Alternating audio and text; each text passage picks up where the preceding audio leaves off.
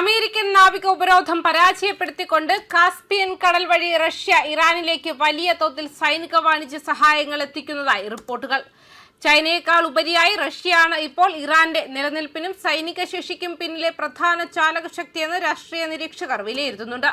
2018 ഉടമ്പടി പ്രകാരം കാസ്പിയൻ കടലിന്റെ അതിർത്തി പങ്കിടുന്ന 5 രാജ്യങ്ങൾക്ക് മാത്രമാണ് ഇതിൽ അവകാശമുള്ളത്. അമേരിക്കൻ നാവികസേനയ്ക്കോ നാറ്റോ സഖ്യത്തിനോ ഇവിടേക്ക് പ്രവേശിക്കാനോ കപ്പലുകൾ തടയാനോ നിയമപരമായി സാധിക്കില്ല. ഇതാണ് റഷ്യയ്ക്കും ഇറാനും തങ്ങളുടെ നീക്കങ്ങൾ സുഗമമാക്കാൻ വഴിയൊരുക്കുന്നത്. 2018 ഒപ്പുവെച്ച convention on the legal status of the Caspian sea എന്ന ഉടമ്പടി പ്രകാരം കാസ്പിയൻ കടലിന്റെ തീരത്തുള്ള 5 രാജ്യങ്ങൾക്ക് മാത്രമാണ് ഈ മേഖലയിൽ പ്രത്യേക അധികാരമുള്ളത്. ഈ ഉടമ്പടി പ്രകാരം തീരദേശ രാജ്യങ്ങളല്ലാത്ത മറ്റ് രാജ്യങ്ങളുടെ സൈന്യത്തിന് കാസ്പിയൻ കടലിൽ പ്രവേശനം കർശനമായി നിരോധിച്ചിരിക്കുന്നു. ഈ 5 രാജ്യങ്ങൾക്ക് മാത്രമേ അവിടെ സൈനിക സേനയെ നിലനിർത്താൻ അനുവാദമുള്ളൂ. അമേരിക്കൻ നാവികസേനയ്ക്കോ നാറ്റോ സഖ്യത്തിനോ കാസ്പിയൻ കടലിൽ പ്രവേശിക്കാനോ പട്രോളിംഗ് നടത്താനോ അവിടെയുള്ള കപ്പലുകളെ തടയാനോ ഉള്ള നിയമപരമായ അവകാശമില്ല.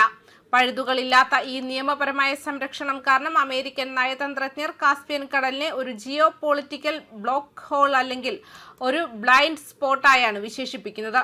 ഈ സാധ്യതയാണ് ഇറാൻ പ്രയോജനപ്പെടുത്തുന്നത്. യുഎസുമായും ഇറാനുമായുമുള്ള യുദ്ധത്തിനിടെ ഇറാന്റെ തകർക്കപ്പെട്ട ഡ്രോൺ ശേഖരം പുനർനിർമ്മിക്കുന്നതിനാവശ്യമായ ഭാഗങ്ങൾ റഷ്യ കാസ്പിയൻ കടൽ വഴി എത്തിക്കുന്നുണ്ടെന്നാണ് റിപ്പോർട്ടുകൾ.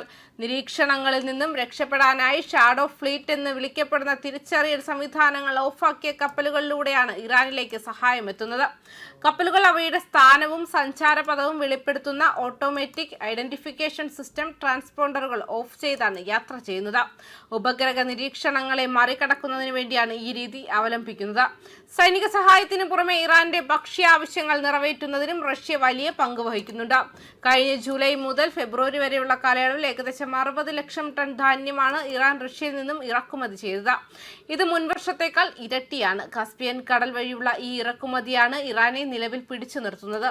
പേർഷ്യൻ ഗൾഫിലെ അമേരിക്കൻ ഉപരോധം മറികടക്കാൻ ഇറാന്റെ കാസ്പിയൻ തുറമുഖങ്ങളായ ബന്ദർ അൻസാലി, അമീറാബാദ് എന്നിവ 24 മണിക്കൂറും പ്രവർത്തിക്കുന്നുണ്ടെന്നാണ് റിപ്പോർട്ടുകൾ. റഷ്യൻ തുറമുഖങ്ങളായ അസ്ട്രാഖാൻ, മഖച്കല എന്നിവ വഴിയാണ് ഇറാനിലേക്ക് ചരക്ക് നീക്കം നടത്തുന്നത്.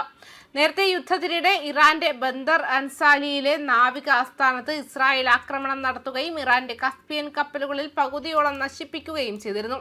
കാസ്പിയൻ കടലിലുണ്ടായിരുന്ന ഇറാന്റെ യുദ്ധക്കപ്പലുകളുടെയും പെട്രോൾ വെസലുകളുടെയും പകുതിയോളം ഈ ആക്രമണത്തിൽ ഇല്ലാതായി. ഇത് ആ മേഖലയിലെ ഇറാന്റെ നാവിക ശക്തിയെ വലിയ തോതിൽ ദുർബലപ്പെടുത്തി. റഷ്യയിൽ നിന്നും കാസ്പിയൻ കടൽ വഴി എത്തിച്ചിരുന്ന ഡ്രോൺ ഭാഗങ്ങൾ, വെടിമരുന്ന്, മറ്റ് സൈനിക ഹാർഡ്വെയറുകൾ എന്നിവയുടെ വിതരണത്തെ ഈ ആക്രമണം ബാധിച്ചു. കാസ്പിയൻ കടൽ ഒരു സുരക്ഷിത പാതയല്ലെന്ന് വരുത്തി തീർക്കുകയായിരുന്നു ഈ ആക്രമണത്തിന്റെ ലക്ഷ്യം. പേർഷ്യൻ ഗൾഫിലെ ഉപരോധങ്ങൾ മറികടക്കാൻ റഷ്യയ്ക്കും ഇറാനും ഉപയോഗിക്കാവുന്ന സുരക്ഷിതമായ പാതയാണ് കാസ്പിയൻ കടൽ എന്ന ധാരണ തിരുത്താൻ ഈ ആക്രമണത്തിലൂടെ ഇസ്രായേലിന് സാധിച്ചു. ഇതിനെ ഏറ്റവും നിർണായകമായ ആക്രമണങ്ങളിൽ ഒന്നായാണ് ഇസ്രായേൽ വിശേഷിപ്പിച്ചത്. എന്നാൽ ഇതിന് പിന്നാലെ റഷ്യ ഇറാനുമായുള്ള സൈനിക സഹകരണം വർദ്ധിപ്പിക്കുകയും കൂടുതൽ സംയുക്ത അഭ്യാസങ്ങൾ നടത്തുകയും ചെയ്താണ് പ്രതികരിച്ചത്. സമീപകാല സംഘർഷങ്ങളിൽ ഇറാന്റെ അറ്റാക്ക് ഡ്രോൺ ശേഷിയുടെ ഏകദേശം 60% നഷ്ടപ്പെട്ടതായി റിപ്പോർട്ടുകൾ സൂചിപ്പിക്കുന്നു. ഈ കുറവ് നികത്താൻ ഇറാൻ ഇപ്പോൾ റഷ്യയിൽ നിന്നുള്ള ഭാഗങ്ങളെയാണ് ആശ്രയിക്കുന്നത്. ന്യൂസ് ഡെസ്ക് കർമ്മ ന്യൂസ്.